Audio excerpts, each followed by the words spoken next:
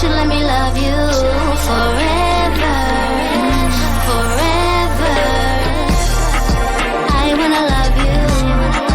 Will you let me love you forever, forever and a day, day, day, day, day.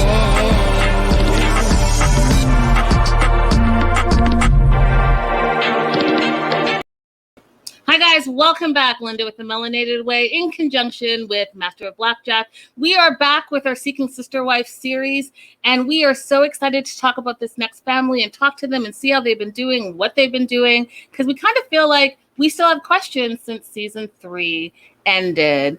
So let me pop them on screen. Welcome, the Winder family, Colton, Tami, Sophie, welcome. Thank you so much for doing this. How are you guys?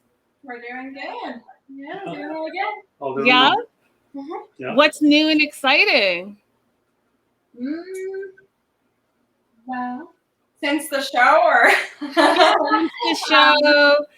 I'm currently expecting. We're expecting the third child. Congratulations. That's amazing. Yep. So that kind of gets me into my question. So let's just kind of get started. I jumped into Seeking Sister Wife in season 3. So I didn't know about your season 2 until I went back to watch it. Now I want to kind of start there and your beginning and how you got involved in the show and how it changed from season 2 to season 3. Colton, I'm going to start with you. Okay, that sounds good. How has it changed for you? So from season 2 to season 3. Mm-hmm. Well, I mean, the way we first got involved in the show was actually in season 1. Tami and I were contacted and asked if we wanted to be on the show in season 1. And we talked about it for a couple of months and decided that we didn't really want to do it at that time.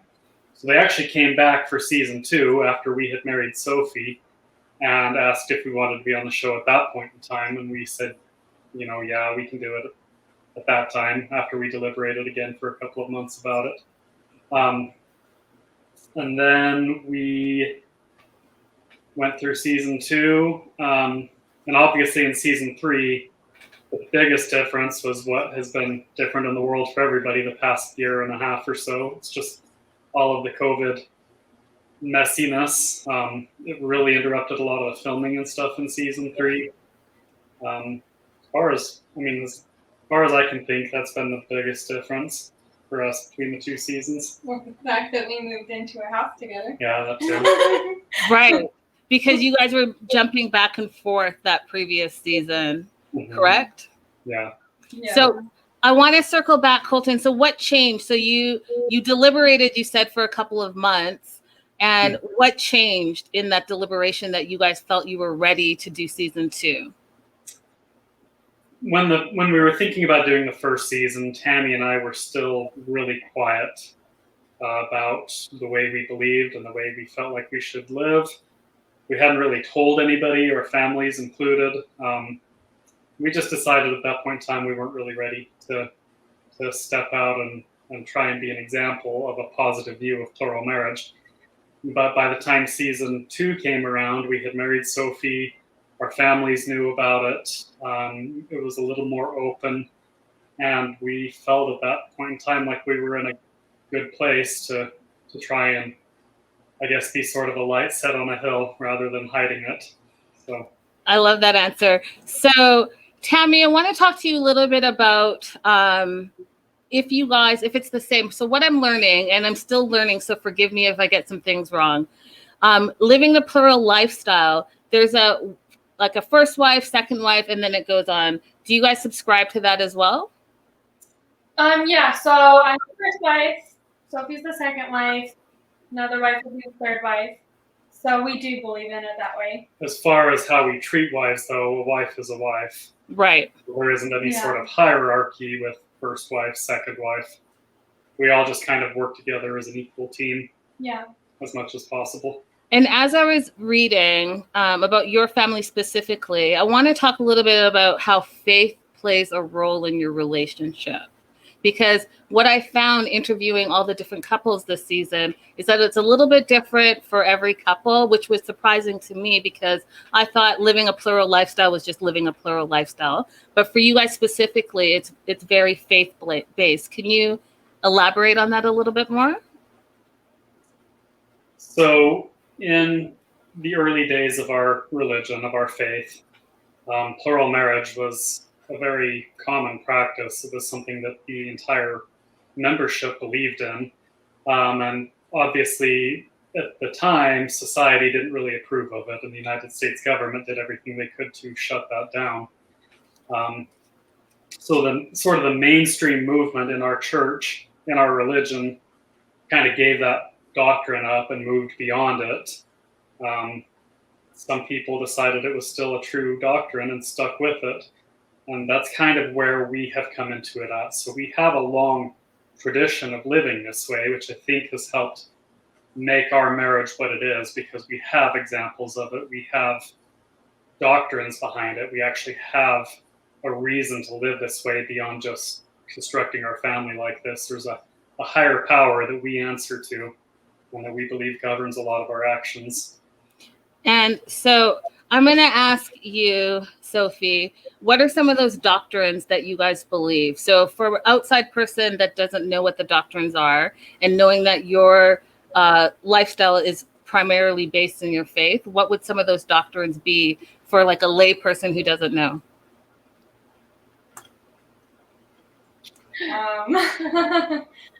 Put me on the spot here. It could be a group answer. Let's love it. In our religion, we have what we call 13 articles of faith, and they're basically our most basic sort of intrinsic beliefs. They're things like we believe in God, the eternal Father, and in Jesus Christ, and in the Holy Ghost. We believe that men will be punished for their own sins and not for Adam's transgression.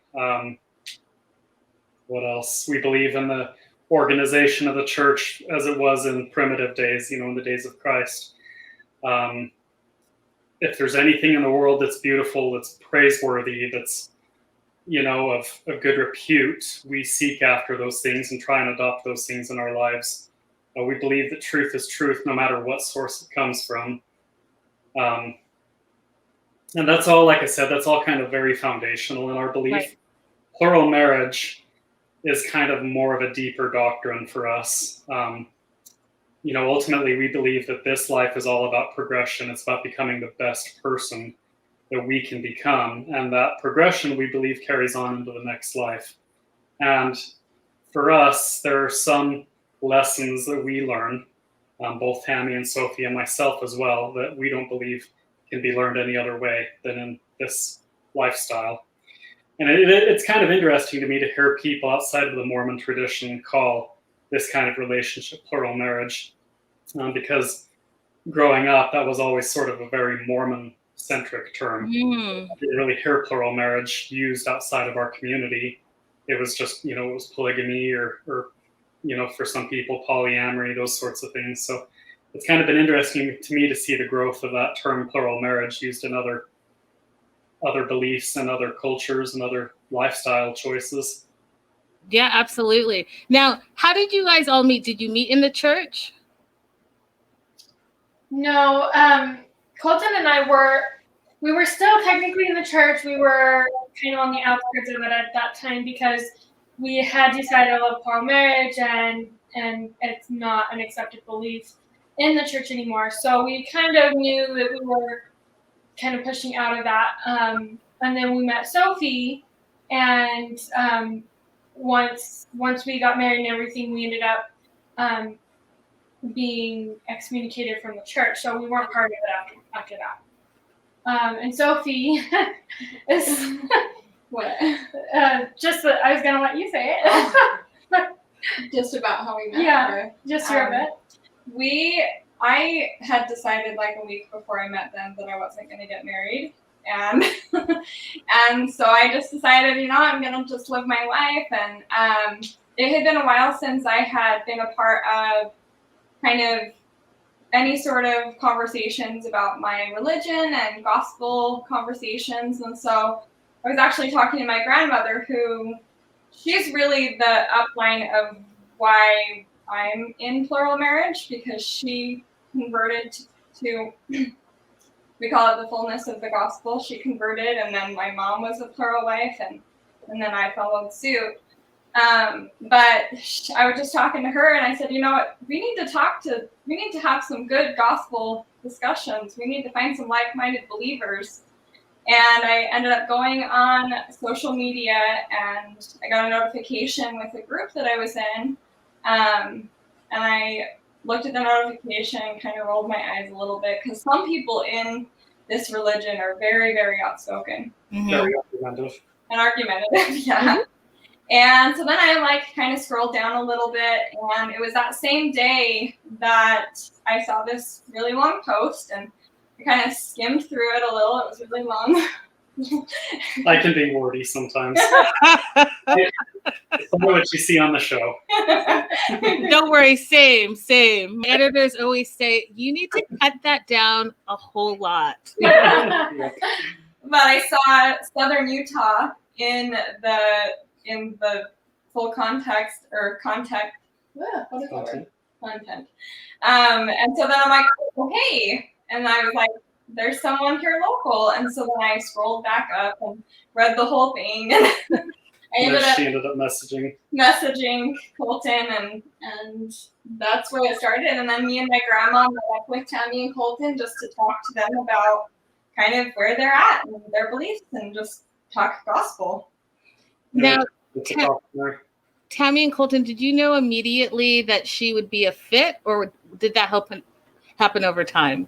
No, we didn't know immediately. Yeah, I mean, we liked her, and she was like the first person that we talked to that had a similar background to us, and a similar belief system to us. We hadn't really talked to anyone that way. So there was that, and we had good conversations. We hit it off, but it wasn't until like 3 or 4 meetings in that it was like, well, this could go somewhere else.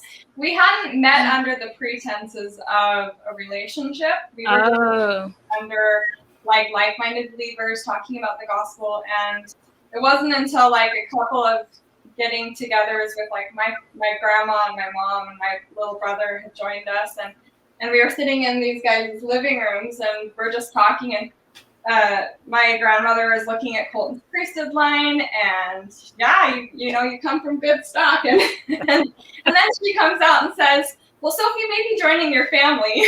Like, oh my gosh, because it had never been said between any of us that it was even that at all. And so that's when it kind of started, and we started talking about a courtship and what a courtship was, and what we thought about that. Did we think that that's where we were at and that's what we wanted, and then it proceeded from there. So let's talk a little bit, because we do have to talk about Kimberly. So I think that this is a good segue. So you had been talking to Kimberly for quite some time. You finally, with COVID and all that, you finally did get to meet her.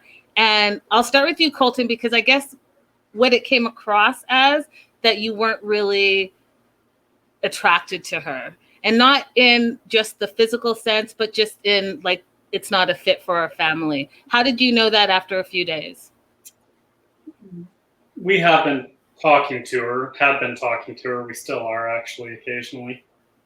She's still a good friend, but we had been talking to her for quite a long time. So I'd become pretty familiar with her background and a little bit about how she approaches life. And I think she's an absolutely beautiful woman with a wonderful spirit. She's very kind, very outgoing.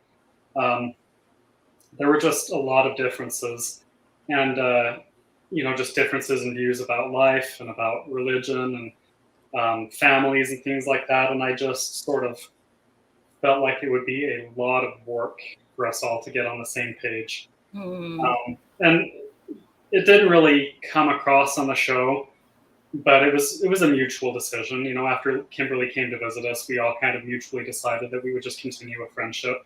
Okay. That it wasn't a good fit. And she's really in a pretty good position in North Carolina, where she's at. So I didn't feel very comfortable pursuing it if we weren't absolutely certain. That absolutely makes sense. Now let's talk a little bit about being on TV. and what that has looked like for you and how that has changed your life. And I'll start with you, Tami. Well, it has changed everything in our life, really. Of all of the people in my family, I was the last person that I would ever guess to do something like this, because I am just kind of, go Chill. on the radar, stay quiet. She posts on social media like once a year. Yeah. So it's changed a lot with that. It's taken a lot of getting used to this idea that there are people out there that are interested in our life and what we're doing, and that they want to hear what we have to say about everything, and that has been really, really strange to me. Yeah. Well, that's been an adjustment, and being on the TV show, just all the way production is, it was just a pretty good learning curve there, and so it was a good experience. It's been good, but it has been a lot of information and change. Now, do you guys feel more comfortable now being in front of the camera in this third season as opposed to your previous season? For sure. Definitely, yeah. The second season for us, I guess. The second season was, we didn't really know what we were doing. We were still just coming out with the lifestyle. We hadn't even told, everyone in our community and things. So it was a pretty big thing for us to do that. And then by the second season, or the third season, I guess, by the third season, we had done all of that. Everyone really knew. We had experienced a whole season of production and kind of knew what to expect with all of that. And so by the time we started filming again, it was a lot easier to be more comfortable with talking with the producers and being on the camera and all those things. What's the biggest misconception about your family? That Colton is quiet and doesn't have an opinion.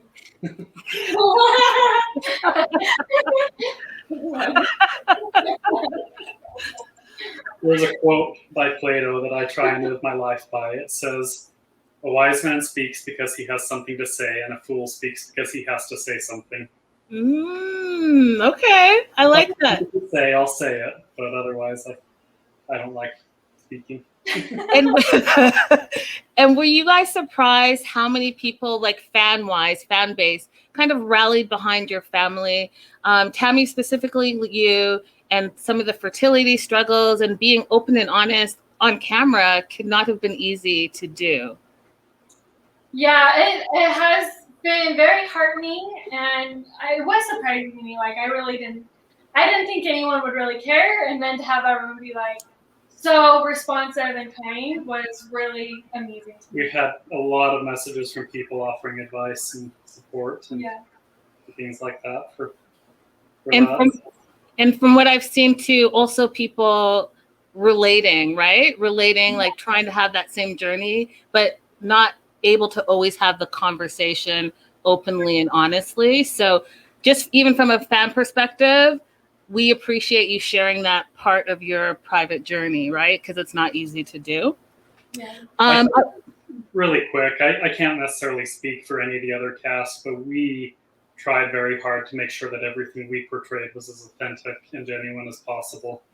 And obviously, I mean, we only have so much control over what actually makes it onto your television. Yeah. But we did our best to be as authentic as we could be. I love that. Now, I want to talk about, we kind of touched on it in the very beginning of our interview, but the growing family. So congratulations again. You're growing your family. What does that look like? Are we still seeking a sister wife? I definitely think that, what we've always said is with this lifestyle and the belief system that we hold regarding it, if there's a woman that's supposed to be a part of our family, then we are all open to adding her to the family. And I think all of us want a third wife. I think that it would be nice to have kind of a balancing out, and I know that's kind of the more surface things of if Tami and Colton are on a date, then I'll still have someone home with me. That's a small thing, but really in the bigger scheme of things is we believe that this lifestyle helps provide growth in a sense of our personal growth, not just the growth of our family. And so being around someone else and their personality, we think adds to our growth and to our overall picture and why we live this way. So what happens when there's a disagreement? So with some of the other couples on the show, they have family meetings and they have sit downs. What do you guys do when there's a disagreement? We have Sunday talks. We usually try to nip it in the bud. We don't actually wait till Sundays. We used to wait till Sunday. When we lived in 2 separate houses, we did. Now we don't. We used to not be able to talk candidly with each other, and then after we moved in together, we started getting more comfortable with each other. We started trusting each other more. And now if there's an issue, we try and talk about it right there and then so that we don't carry any of the feelings of that issue further than they need to be. So if there's something like a misunderstanding or if we're feeling something before, like from season 2 time period, we would wait like weeks before we would talk about it. And now we talk about it like 10 minutes later or, an hour later if it's still bothering us, whatever it is. But yeah, we're pretty good at communicating now, and we try and do that. And so we don't have to have Sunday talks very often anymore.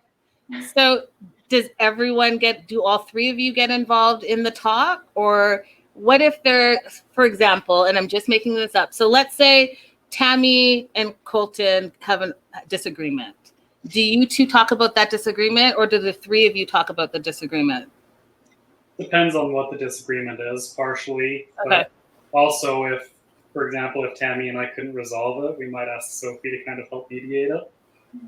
It's actually really good that way. The way we're able to do that, we can kind of use each other as like therapists, and they can see things from a different perspective, or just be like, I think what Colton was trying to say is this, and kind of help bring a different perspective to the situation that helps resolve it better. At the very least, they can commiserate with each other. I was gonna say, if there's a decision to be made and 2 people are on board and the third person isn't on board quite as quickly, is it like a democracy? Like the 2 win over the 1? How does that work?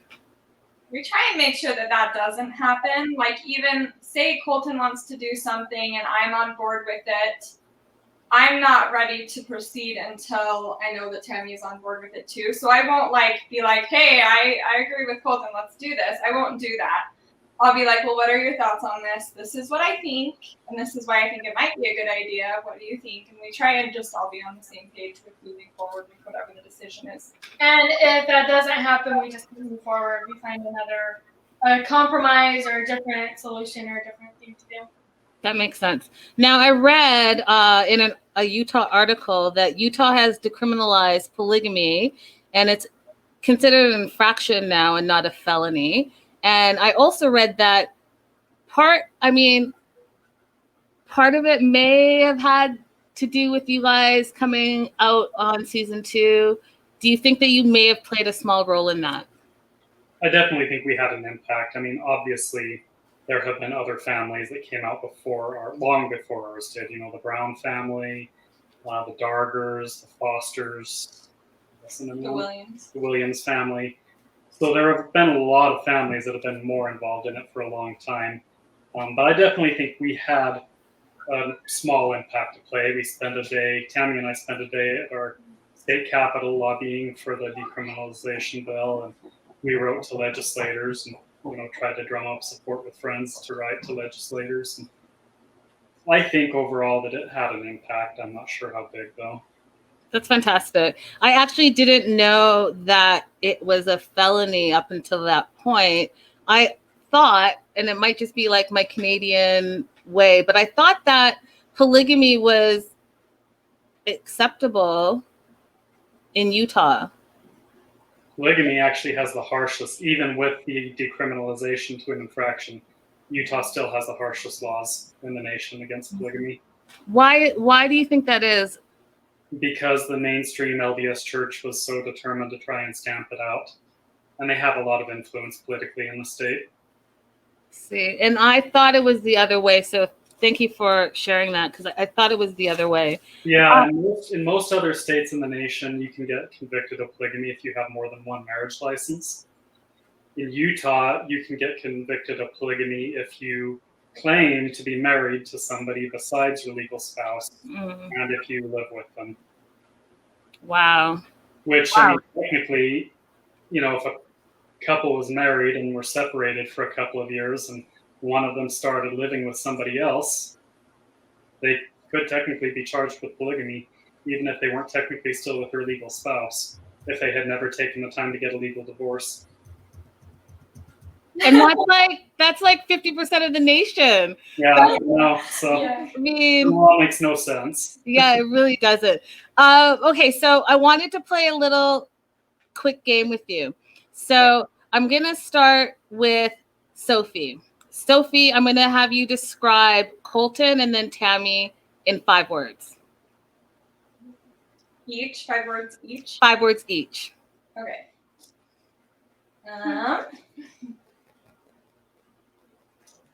I would have to say introverted for both. Okay.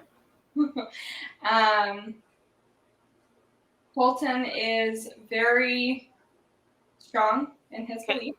Okay. He's a hard worker. Okay. He is very, very morally right. Like morally right. He always does things morally, which I love and admire. How many is that? 4. 1 more for Colton. Okay. I'd have to say he's pretty handsome. Handsome. Okay, so you have 1 for Tami. You have 4 more to go. Tami is very kind and loving, and she's very thoughtful, and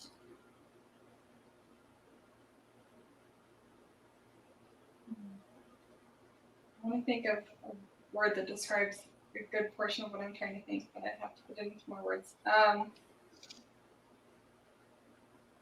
I don't know. She's the best sister wife I could have asked for. Aww, that's so sweet. Colton, you're up.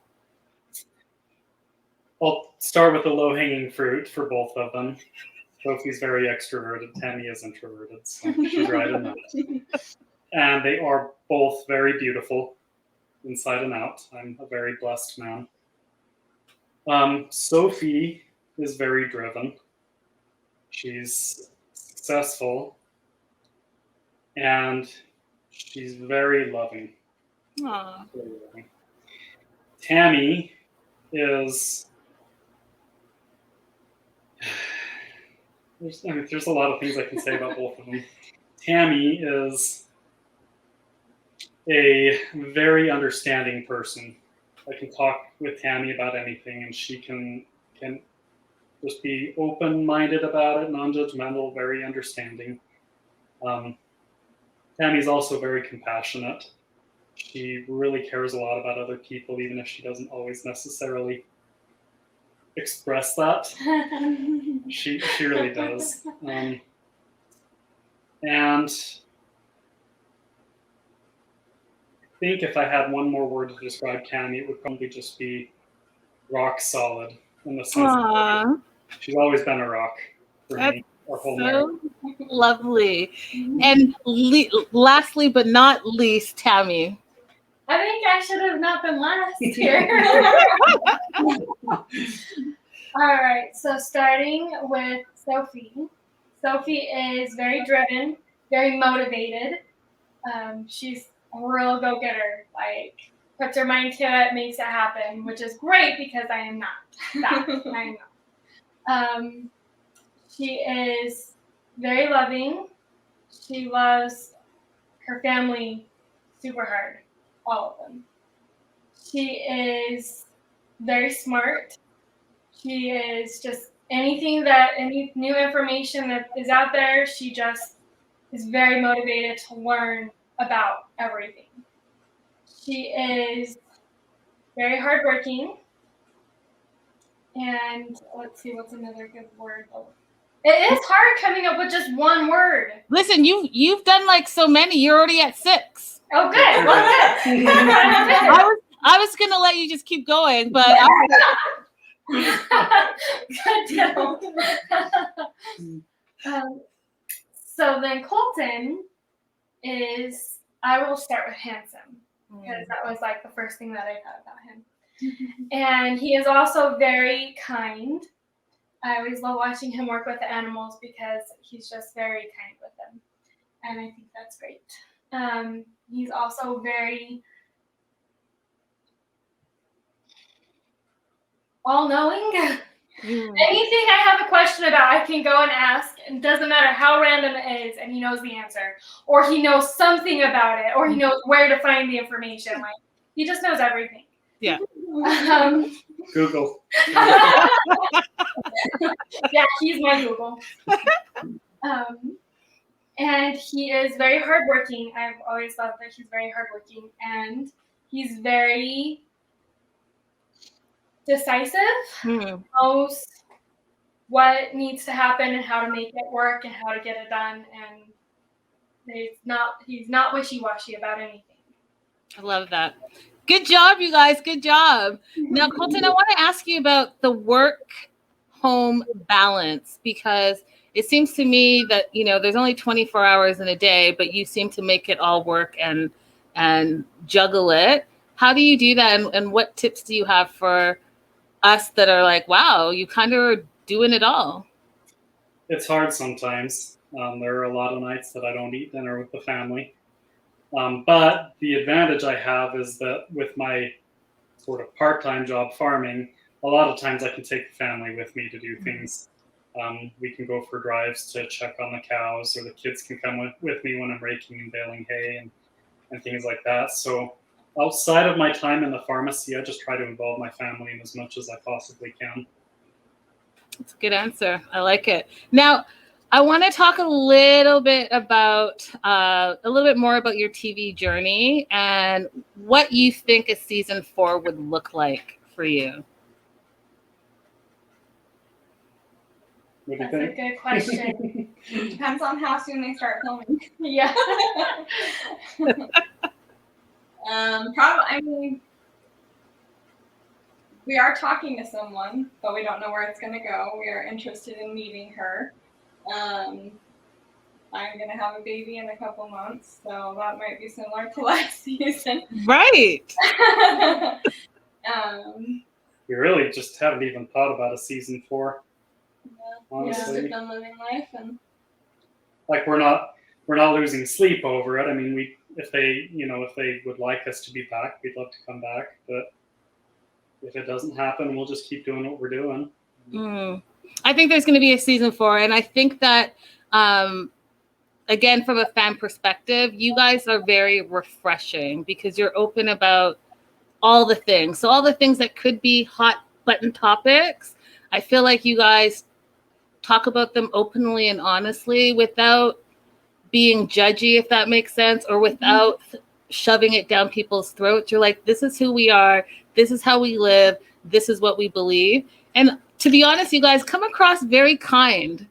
And at first I didn't believe it, but talking to you guys just seem, all 3 of you just seem very kind in your own individual ways.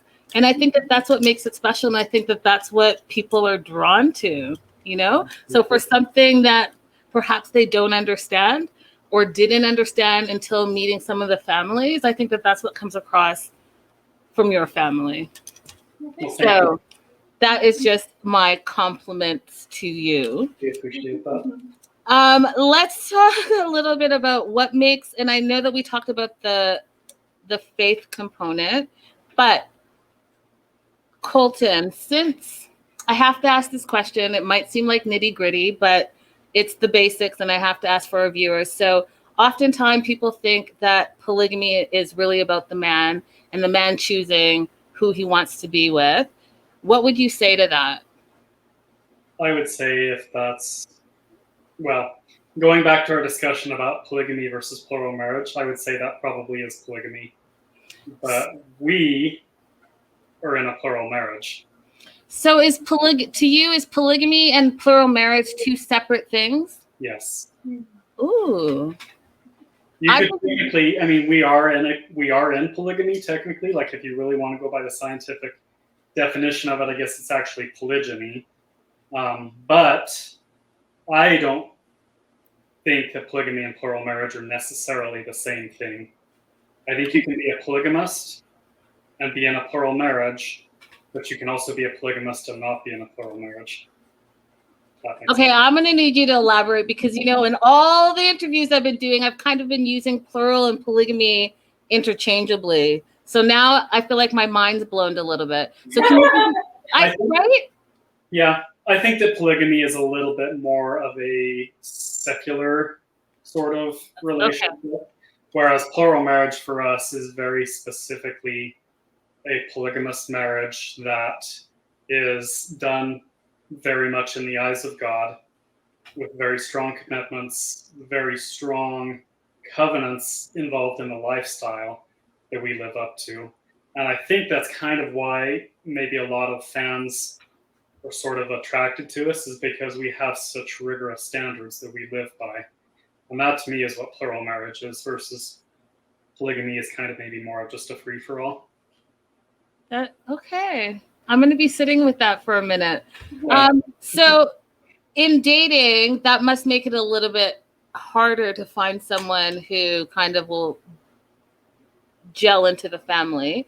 So is there like a checklist? You know, like some people say, oh, hey, I like, you know, tall people. I like short people. I like smart people. Is there like a list that you guys have that are non-negotiables that this person must be like?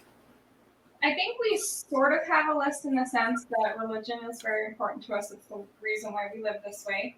But honestly, I think it's a matter of staying in tune with each other and with God and with knowing that that person is supposed to be a part of our family.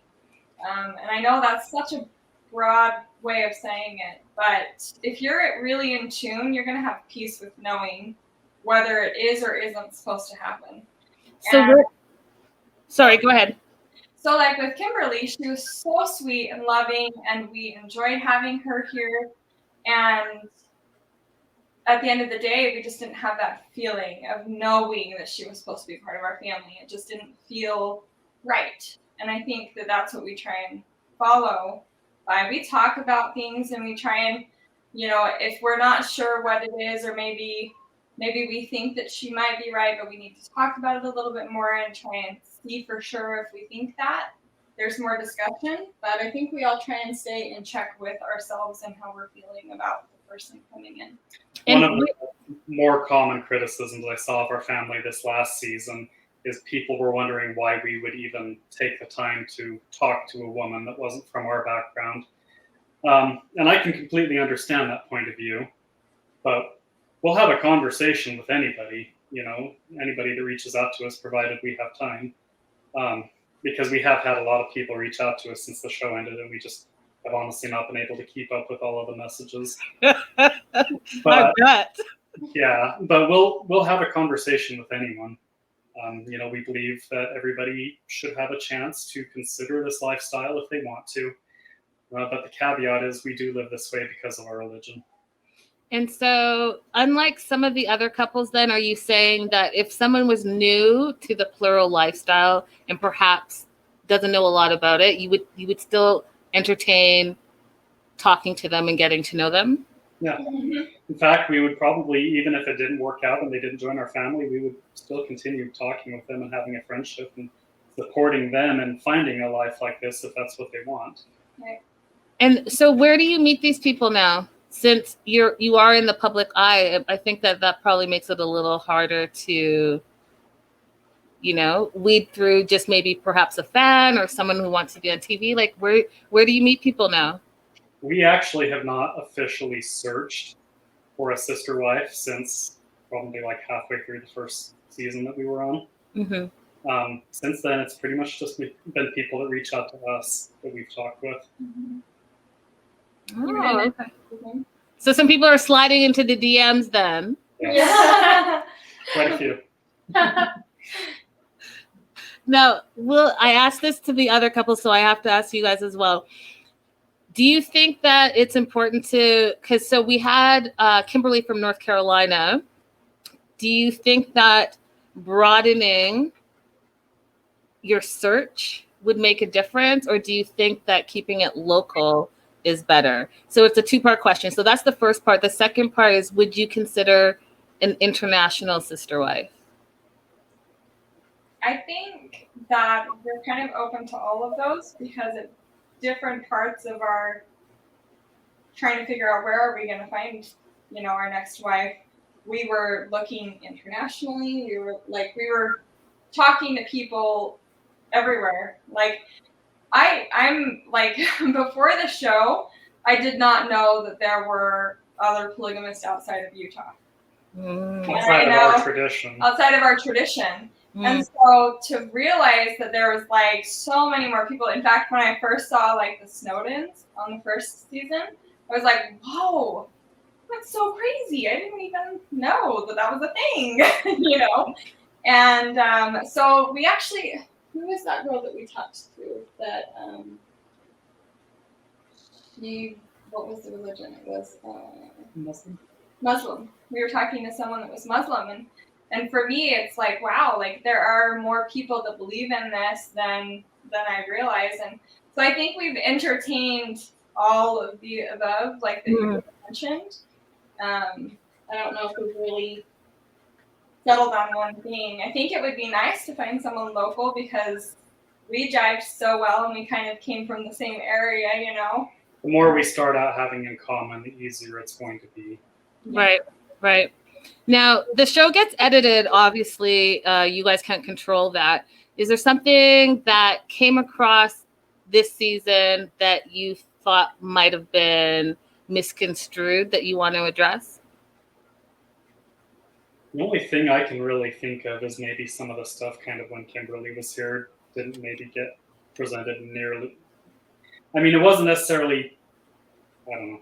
They edited in a lot of awkward silence that wasn't there. Mm-hmm. To try and build tension, obviously, and drama. Right. And, the drama, yeah. Yeah. But I mean, otherwise, for the most part, this season, they did pretty good with their editing to stay genuine to what was going on. Which we insisted on. Yeah, we were very much involved in helping them find storylines that were true to what was going on, because last season 2, there was so many storylines that were not true to us and things that we would never do. They edited in drama to completely change narratives that completely shocked me. Did you say you've seen season 2? You guys seem like a completely different family from season 2 to season 3, to be honest. And I'm actually glad that I watched season 3 and then went back to season 2, because I think that I probably would not have continued to watch you. In not a disrespectful way. You know what I mean? Not a disrespectful way, but this season I was like, wait, wait, are they the same? Okay. Yeah. It was so awesome. We had no idea what we were doing, and honestly, the day at the farmer's market in season 2, probably one of the worst days of filming that we had. I would say like the worst day of my life. Yeah. It was bad. Because after that, we were like, no, we've got to take more control over what we're filming and what our storyline is. In season 2, every time we showed up to film, they told us where we were going. They didn't tell us what we were doing. Until we got there. And so it was like every single time they came out to film, we had no idea what they were trying to film. We had no idea what our storylines were, what we were like trying to share about our lives. And so they took like snippets of our life and then threw it into their narrative. Yeah. And so in the, that just wasn't genuine to us. It wasn't really entertaining to watch it all. It was actually cringy the first season. I did like the tell-all. The only thing I liked about the second season was the tell-all. Yeah. I think that, and I think the fan base grew a lot more in season 3 as well. And each couple just seemed more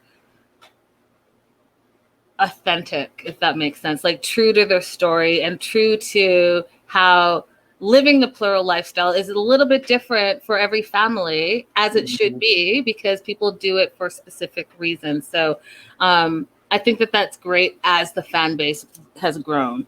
Now, considering like there's COVID and all of this, the season seemed a little bit short. We felt like, from a fan perspective, a little bit like, oh, so what's next? What's happening? So for you guys, Kimberly is gone and you had your baby. Congratulations, all of that stuff. But then we're like, okay, and now what?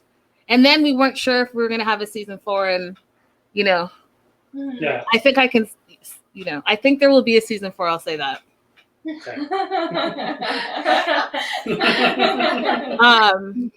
So I hope to see you guys and more of your story and more of your journey. And what I hope to see a lot more of is this, you know, just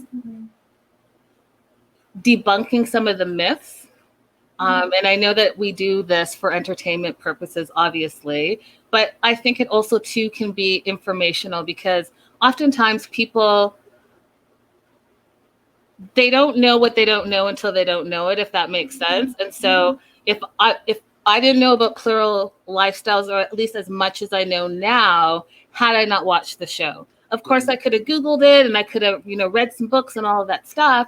But sometimes things are presented to you and you're like, oh, now I need to know more. And I feel like that's what's happening with this show. So,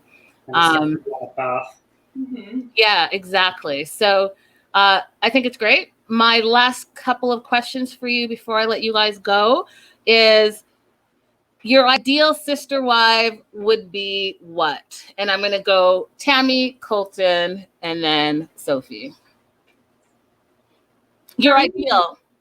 The ideal sister wife would be, it's kind of a tall order here, someone who gets along with each of us really well and all together, and is motivated by the same beliefs as us.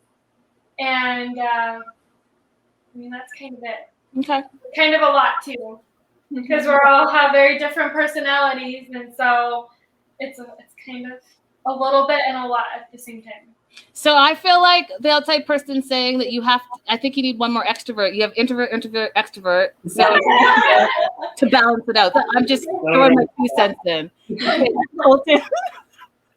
This is going to sound very probably sort of overly religious and pretentious, and I hope it doesn't come across that way. But there's a scripture in the Bible that says, as I have loved you, love one another. And I think an ideal sister wife in our family would be somebody that not only loves each of us, but also loves God with her whole heart. That's a good answer. Where do you go from there? Where do you go from there? That's a good answer.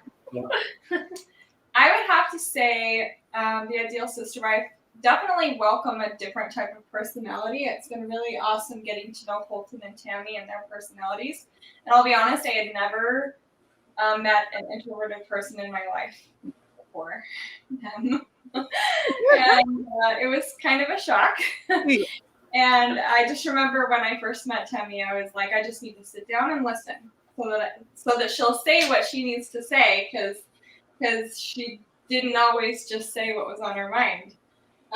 So I definitely welcome a different personality. I think that's what helps round us out. Yeah. And then obviously someone that is going the same direction as us as far as our belief system, because that's the way we believe in, a one family. We're not doing separate wives, separate families, and we're raising our children together as one. So the way that we teach them is very important to us in following the same route that we're all taking. And then maybe the third thing would just be, I guess getting along with all of us and wanting to be a part of all of us, not just one or the other. That's the biggest problem I think that we've seen is we all get started talking to someone. And there's been so many times, because we do group conversations when we're first getting to know someone. And there's been so many times that the girl splits off and wants to just talk to Colton. That is not what we're about. So knowing that they want the family to begin with, and they want to establish a relationship with each of us, we know that will be a foundational item that they do want to live this for the right reasons. That's good. That's good. Question. So the courtship, we didn't really talk about this. So a new person gets courted, which is different than a date night that you have with one of your wives. What is that like? What's the difference? What does that look like? I think I know, but I don't want to presume. Courtship probably would be what people would think of as being sort of more old-fashioned dating, where I wouldn't ever be alone with her. But it's really dating with the intent to marry. So at that point in time, we've already kind of decided that we're going to get married. It's just really more of like a trial run to see how a woman would fit into our family. So And go ahead. Our dating area is like getting to know. So courtship for us is we have all decided we're going to marry her. So that's very, very farther down the line, and as far as commitment goes. So then, is there like a talking phase or like a meeting phase? Getting to know each other. Yeah. And then if that works out, then it's the courtship. Yes. Mm-hmm. I know a lot of articles and fans say that we've been courting women, but the TV show has never actually seen us courting a woman. See, I needed to know that. And then for date night, what does that look like for you, Colton? Do you guys like have specific days that you're like, hey, date night Tuesday with Tami? Do you see the alliteration? I thought that was cute. Yeah,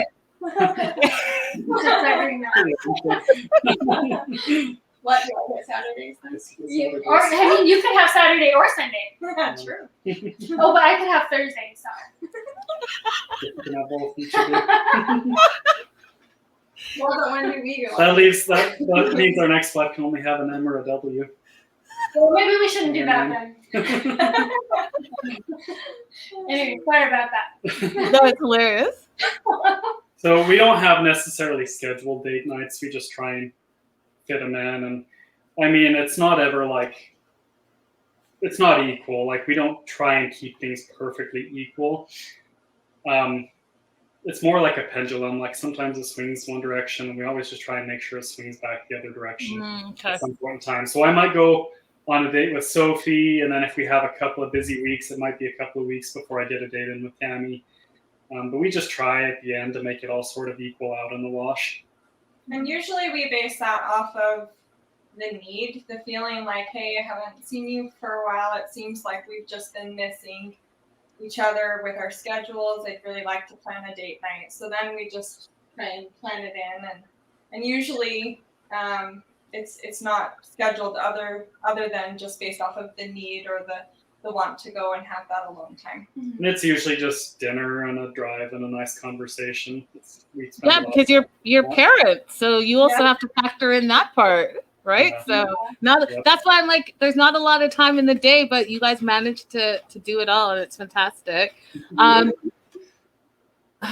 always say one last question. This really will be the last question. But with the pandemic and homeschooling and all of that, how did that affect your lifestyle, if it did affect your lifestyle, and just being at home more? Because, a lot of people didn't survive the pandemic. Their relationships didn't survive. Did it bring you closer? How was that for you? Our life was kind of unchanged because these two are homebodies anyways. And I was high pregnant, so I wasn't going anywhere. It did. I mean, we've got friends that we hang out with and stuff, and so we still did that. It was a long rough in the beginning, just not leaving out because it hit right as Sophie was about to deliver. So we were really careful. We didn't really know what was going to happen. Like, no one knew anything at that point, really, just that it was kind of a panic. So we just really stayed home. We didn't do anything. We were really careful and strict about it. And that was hard, getting used to that. Like, it's not like we went out a lot anyways, but not having the option felt really weird.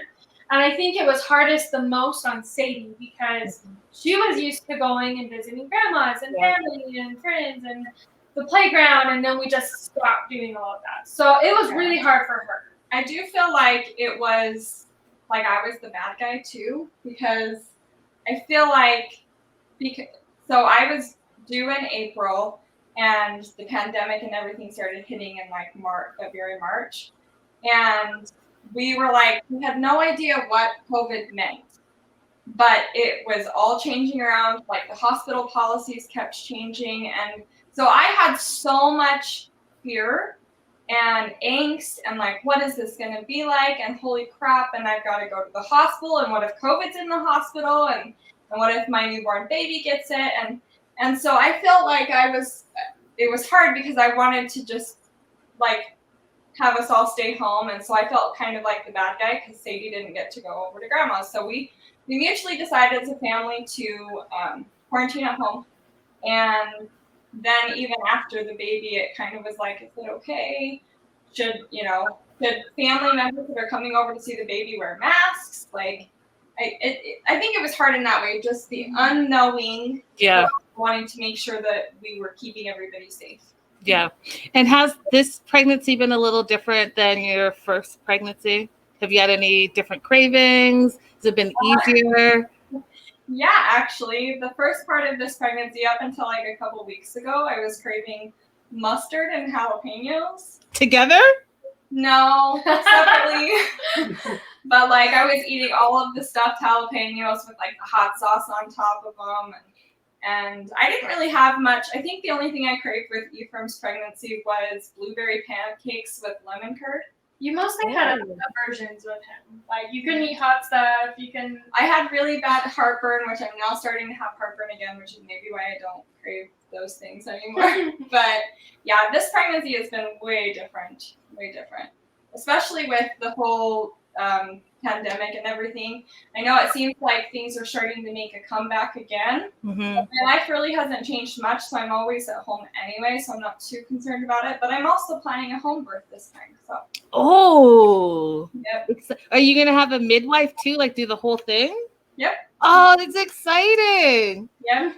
That's exciting. I have a friend that's a midwife, and she just highly recommends it. So that's like a great little season 4. Here we are. Anyways, you guys, thank you so much for joining us, for just being so lovely. I appreciate your time, guys. The Winder family, we're all waiting on a season 4. Hopefully, we're gonna find out about that shortly. Thank you so much for joining us, guys, and we will see you soon. Thank you. Thank Take you. care. Thank you.